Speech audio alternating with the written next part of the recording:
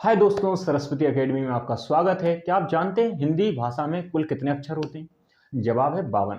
और आपको ये भी पता होगा कि हर अक्षर का एक अपना अपना साउंड होता है, जिसे हम ध्वनि भी कह सकते हैं। जैसे इस अक्षर का साउंड है का, तो इसका खा, इसका गा और इसका घा। और हमें पता है इंग्लिश में 26 अक्षर होते हैं, जो हिंदी की तुलना में बहुत कम है। लेकिन अंग्रेजी में एक विशेषता है, भले ही अक्षर 26 हैं, लेकिन इन 26 अक्षरों से 45 साउंड निकलते हैं। अब आप कहेंगे कैसे? क्या है ना कि अंग्रेजी में कुछ अक्षर ऐसे होते हैं जिनके एक से अधिक साउंड होते हैं। जैसे कभी सी से का साउंड निकलता है, तो कभी सा का, तो कभी चा का साउंड निकलता है। इन साउंड को फोनिक साउंड कहा जाता है। अगर आप अंग्रेजी सीखना चाहते हैं तो सबसे पहले आप अंग्रेजी के सभी अक्षरों को अच्छे से बोलना और उससे जो भी फोनिक साउंड निकलते हैं उनको बोलना सीखिए। ये सबसे ज़्यादा ज़रूरी है। ये रहे अंग्रेजी के अक्षर और फोनिक साउंड। इनको आप याद कर लेना या एक दो बार बोल के देख लेना। अब एक बात बताइए, क्या सिर्फ अक्षर सीख लेने से आप इंग्लिश बोल पाएंगे? नहीं, हमें इन अक्षरों को साथ में लाना पड़ेगा और शब्द बनाने पड़ेंगे, तभी तो इन अक्षरों का कोई मतलब निकलेगा। जैसे CAT, 3 अक्षरों को साथ मिलाकर हम कैट एक शब्द बनाते हैं। वैसे DOG से डॉग। अक्षरों को आपस में मिलाकर हम शब्द बनाते हैं जिनका कुछ मतलब भी निकलता है। पता है इंग्लिश में कितने शब्द हैं?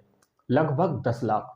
और जो इंग्लिश स्पीकर होता है ना, वह करीब 40,000 से अधिक शब्द जानता है। लेकिन आपको इतने नहीं सीखने, तो आपको कितने शब्द सीखने? तो देखो भैया, बेसिक कन्वर्सेशन के लिए 700 से 800 शब्द काफ़ी होते हैं। और आप बिल्कुल फ्लुएंट होना चाहते हैं तो 6,000 से 8,000 शब्द सीखने पड़ेंगे। 5वीं से 12वीं तक के सभी बच्चों के लिए जितने शब्द जरूरी होते हैं वह आगे आने वाली वीडियो में आपको मिल जाएंगे। आप उनको बस याद कर लेना और आप काफ़ी हद तक उनका उपयोग वाक्यों में और दैनिक जीवन में कर पाएंगे। अब एक बात बताइए, क्या शब्दों को सीख लेने पर आप इंग्लिश बोलना शुरू कर देंगे? शायद 10%। लेकिन आपको क्या करना पड़ेगा कि शब्दों से वाक्य बनाने होंगे।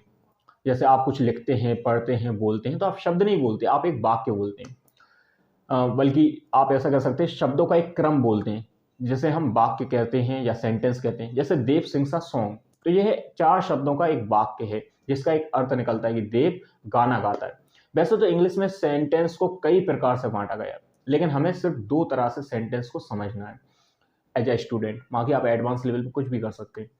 एक तो हम सेंटेंस को बांट सकते हैं simple sentence, compound sentence, complex sentence और मिक्स्ड सेंटेंस के आधार पर, जो ग्रामर के टॉपिक्स हैं हम आपको बाद में बताएंगे। और दूसरा, हम सेंटेंस को बांट सकते हैं असर्टिव, इंटेरोगेटिव, इंपेरेटिव, ऑप्टेटिव और एक्सक्लेमेटरी सेंटेंस में। जब हम टेंस बनाएंगे या वॉइस बनाएंगे या फिर नरेशन वगैरह का अभ्यास करेंगे, उस समय ये सारे सेंटेंस आपको बताए जाएंगे। मिलते हैं नेक्स्ट वीडियो में। वीडियो देखने के लिए धन्यवाद।